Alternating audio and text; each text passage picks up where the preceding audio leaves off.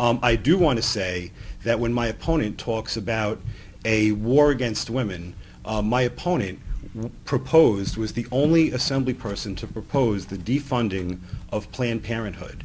He voted against the Fair Pay and Equal Pay Act, which would ensure that men and women are paid equally for equal work.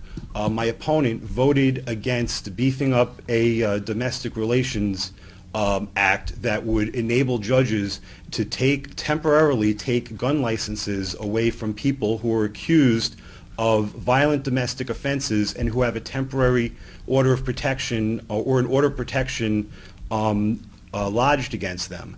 When my opponent had an opportunity to help women, he voted no, time after time after time again. And for him to talk about the war on women, he needs to look at his own record when he talks about the war on women. I would like to say, number one, I have 4 daughters. So for anyone to, in any way, think that I am not going to do everything possible for the advancement of women is absolutely outrageous. And the second thing I would like to remind him, and which I did in the assembly, is this is what we have as a problem in Albany, and what I've been saying from day one.